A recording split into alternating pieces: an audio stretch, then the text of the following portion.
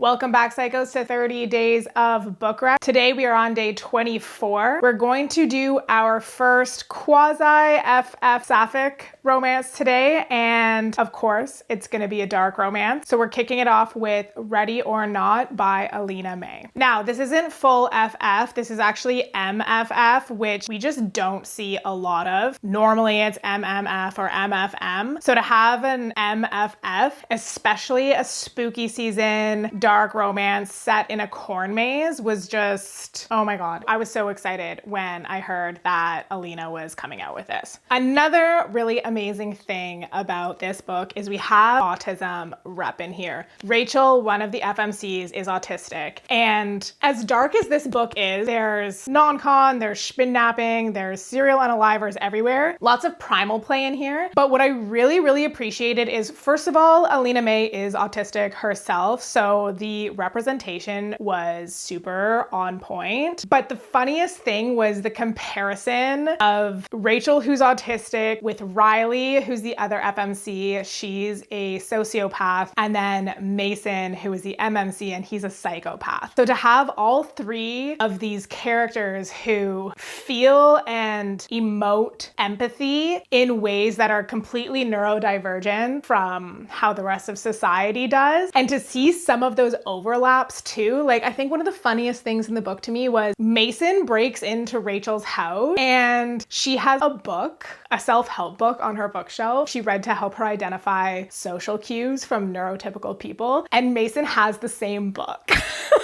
As a psychopath serial killer. And Rachel is like, she's just a normal girl. She's a hairdresser, for cripe's sake. Anyways, Rachel goes by herself to a corn maze because she loves corn mazes, and why wouldn't you? And she wants to go play in the field, and she comes across Riley and Mason in full kind of tactical masks and gear. They hunt her down. Riley is instantly obsessed with Rachel. Mason is obsessed with Riley. At first, Mason doesn't really give a shit about Rachel. I think he like kidnaps her as a gift for Riley or something at some point, or to keep Riley from getting in trouble by stalking her. And Riley is like definitely this kind of over the top character. You can't tell Riley shit. She will not listen to you. And she spends all of her time wanting to be part of like this kind of serial unaliver club that Mason is a part of. But he's like, you're too impulsive. Like, you're gonna get caught. There are rules. You're shit with rules. You can't be a part of this serial unaliver club. And she's like, well, bet I can do whatever I want. And she ends up kind of roping Rachel into this like murder spree that she's going on. Riley has like a lot of abuse in her past, and she's like, you know what, we're gonna prove to Mason that I can be a part of this hunters club, and you and I are gonna go and start killing these guys. And Rachel's just kind of like, what?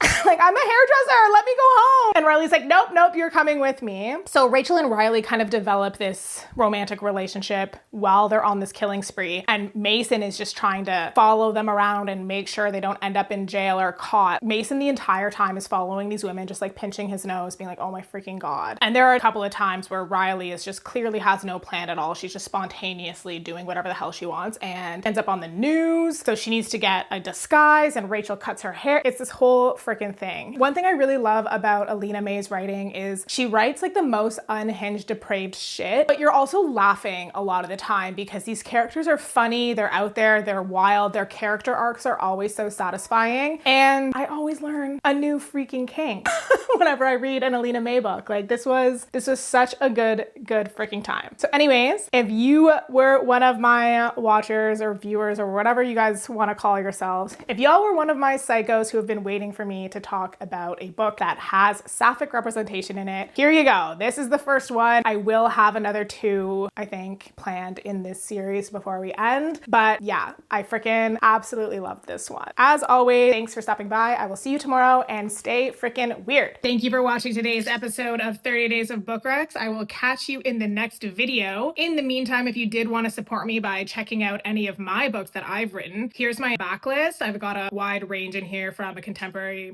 surf romance to some pitch black paranormal dark romances. Take your pick. All of my books are available on KU if you want to check them out. I also have videos detailing the content of each book if you want to check them out on my channel. But I totally understand if that's just not in the cards right now. You might be going like, Alex, in this freaking economy? Yeah, right. So if you don't have the means to financially support me by reading the books, that is obviously totally okay too. I am just glad that you are here. So any interaction that you can give me on this video goes a long way. So if you want to like, comment, or subscribe, really anything is appreciated. Just smash all of those buttons. Okay, thank you. I love you. I'll see you in the next video.